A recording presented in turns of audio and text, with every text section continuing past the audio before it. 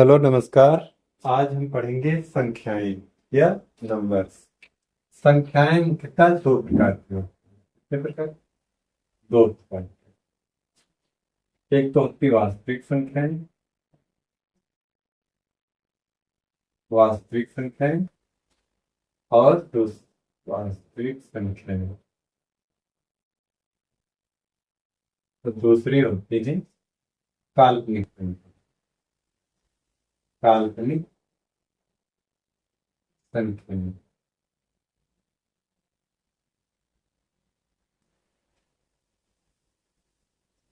इनको इंग्लिश में real number कहते हैं। Real number. इनको इमेजिनरी नंबर।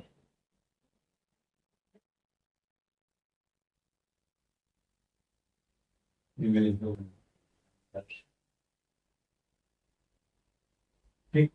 वास्तविक संख्याएं फिर दो प्रकार की होती हैं। ठीक। एक तो परिमेय संख्या। परिमेय। और दूसरी अपरिमेय।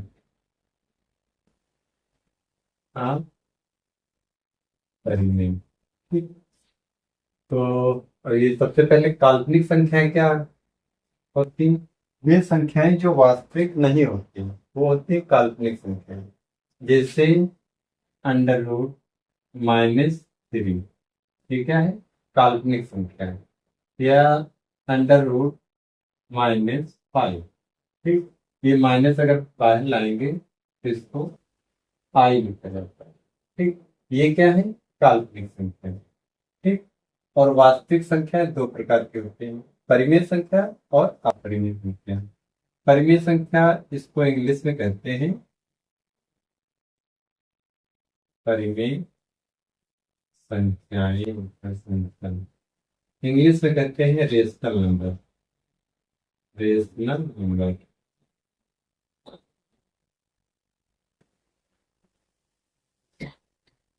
ठीक। वे संख्याएं जो P/Q के रूप में लिखी जा सकती हैं। ठीक। वो होती परिमेय संख्या जहां पर Q जो है जीरो नहीं हो सकता है। यहाँ पर Q does not equal to zero. ठीक। वो होती है परिमेय संख्या। जैसे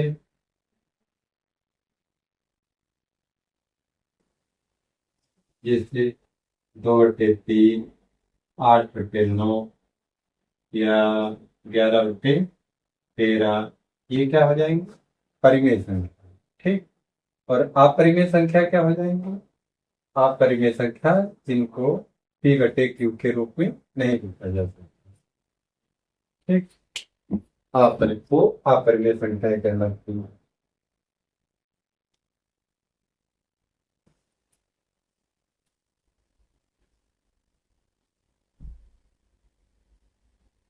अपरिमेय संख्या। हाँ, परिमेय संख्या। इसको इंग्लिश में कहते हैं इरेशनल। Irrational number.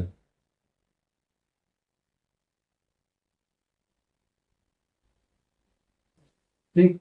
जो P/Q के रूप में नहीं लिखी जा सकती। जैसे √2। ठीक। √3। ये क्या हो गई? परिमेय संख्या, अपरिमेय संख्या या इरेशनल नंबर। ठीक। इसके बाद हम पढ़ेंगे प्राकृतिक संख्या। प्राकृतिक संख्या। प्राकृतिक संख्या क्या होती है? इनको इंग्लिश में कहते हैं नेचुरल नंबर। प्राकृतिक संख्या। प्राकृतिक संख्या इंग्लिश में नेचुरल नंबर। Natural number. ठीक। नेचुरल नंबर क्या होती है? ये होते हैं एक से लेकर 1, 2, 3, 4, 5 से लेकर अनंत तक। ये होती है प्राकृतिक संख्याएं। फिर होती है पूर्ण संख्याएं। पूर्ण संख्याएं क्या होती है? जिसको इंग्लिश में कहते हैं होल नंबर, होल या होल नंबर, होल नंबर।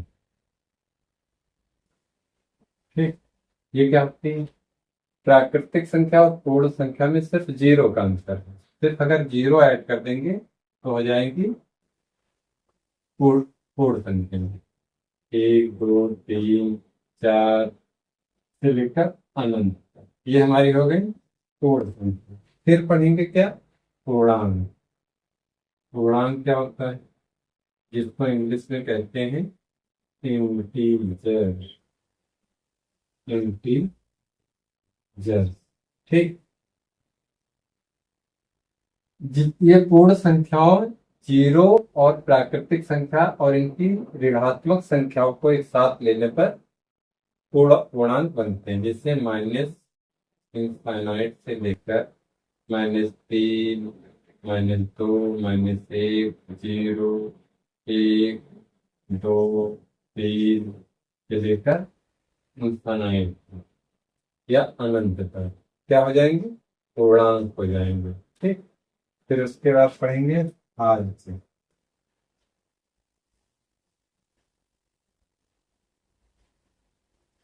भाज्य संख्याएं।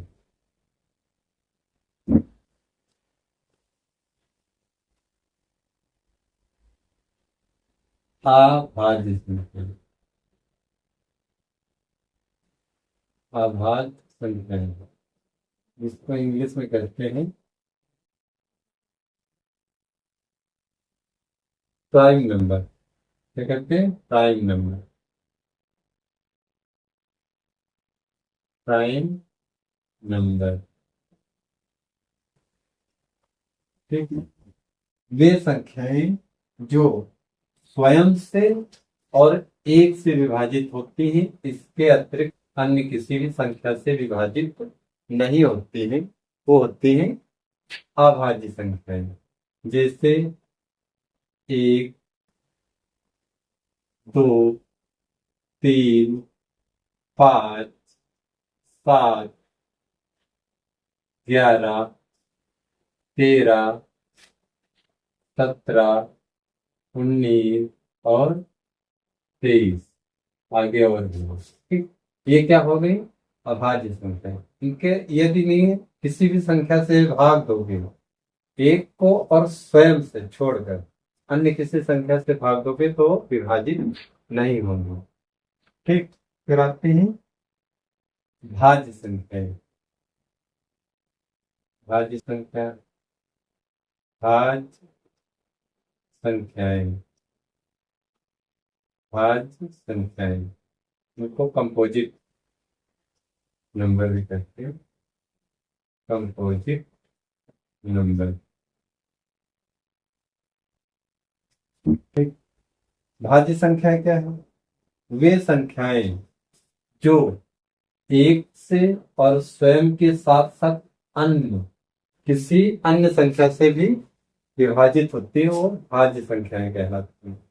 जैसे 4 हो गए, ये एक से विभाजित हो जाएगी, 2 से विभाजित हो जाएगी और 4 से, मतलब भाग दोगे तो पूरी तरह विभाजित हो जाएंगे, शेषफल कुछ नहीं रहेगा। 9, 6 हो गया, ठीक, 8 हो गया, 9 हो गया, ठीक, और 10 हो गया, 12 हो गया, 15 हो गया, ये क्या है? भाज्य संख्या है।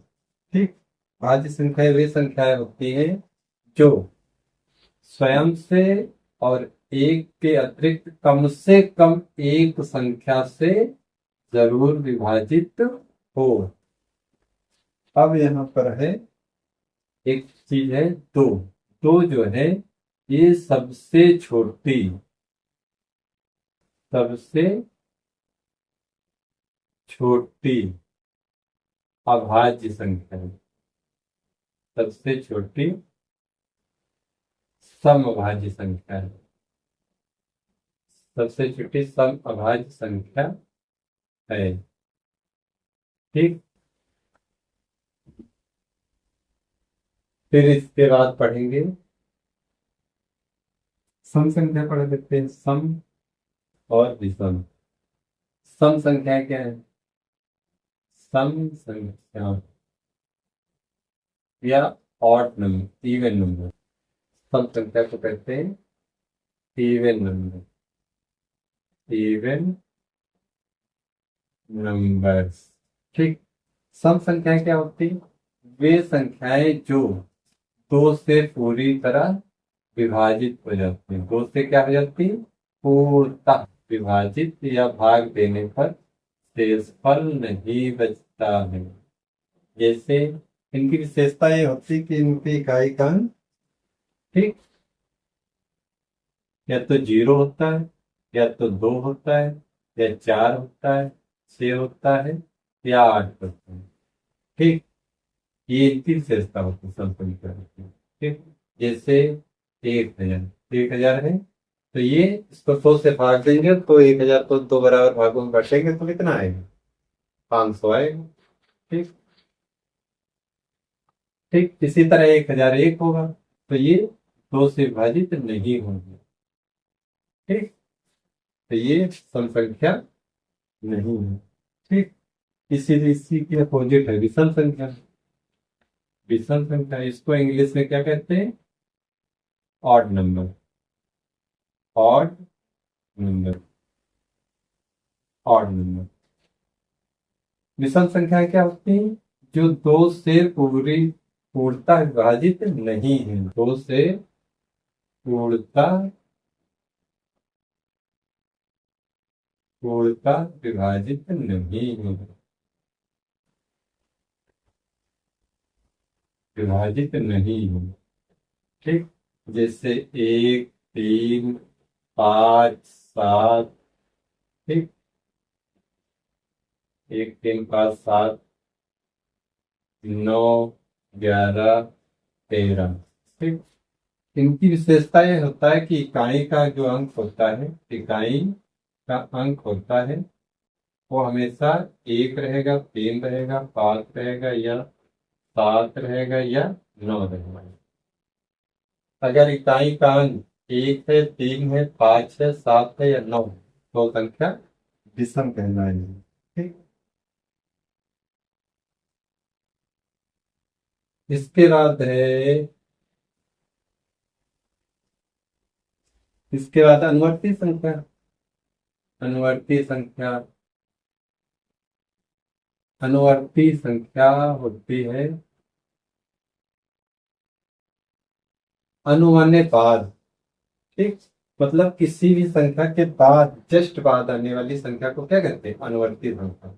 जिससे 8 की अनुवर्ती पूछा जाए, अनुवर्ती संख्या, तो 8 की अनुवर्ती संख्या क्या हो जाएगी? अनुवर्ती संख्या 9 हो जाएगी। ठीक। 8 की अनुवर्ती संख्या 9। ठीक। या 99 की पूछा जाए, 99 की अनुवर्ती संख्या क्या हो जाएगी? ये हो जाएगा 100। मतलब उसमें एक जोड़ देंगे, ठीक, तो हमें अनुवर्ती संख्या मिल जाएगी। फिर है पूर्ववर्ती संख्या। पूर्ववर्ती संख्या जस्ट इसके अपोजिट है। ठीक। पूर्ववर्ती संख्या जस्ट इसके अपोजिट है। इससे 8 की अनुवर्ती संख्या, 8 की पूर्ववर्ती संख्या, पूर्ववर्ती संख्या। तो 8 पे पहले क्या आता है? 1 घटा देंगे तो 7। इसी तरह 99 की अनुवर्ती संख्या, 99 की पूर्ववर्ती संख्या क्या हो जाएगी? 99 घटाएंगे तो कितना बचेगा? 98। तो ये हो गई हमारी आज की संख्याएं।